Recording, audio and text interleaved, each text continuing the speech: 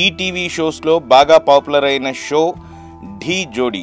ఈ షో ప్రారంభం అయినప్పటి నుండి సక్సెస్ఫుల్గా మంచి రేటింగ్స్తో దూసుకుపోతోంది. ఇప్పటికే ఈ షో చాలా సీజన్స్ పూర్తి చేసుకుంది. దీన్ని చూస్తే అర్థమైపోతుంది ఢీ షోకి ఎంత పాపులారిటీ ఉందో. ప్రస్తుతం ఢీ జోడీ సీజన్ కొనసాగుతుండగా ఇందులో కంటెస్టెంట్స్ ఒకరిని మించి మరొకరు డాన్స్ పర్ఫార్మెన్స్ చాలా అద్భుతంగా చేస్తుండటంతో దీనికి ప్రేక్షకాదరణ పెరిగింది. రియల్ జోడీస్ కన్నా ఈ షోలో జోడీస్ పండించే కెమిస్ట్రీ చూపర్లను ఆకట్టుకుంటోంది.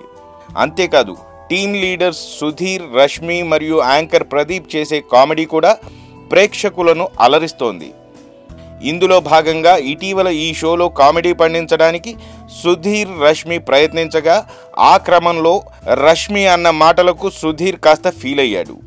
అసలు ఏం జరిగిందంటే సుధీర్ మాట్లాడుతూ రష్మి బేసిక్గా అందగాళ్ళకి పొగరెక్కువ ఉంటుంది అంటారు, కానీ నాకు పొగరు లేదు అన్నాడు.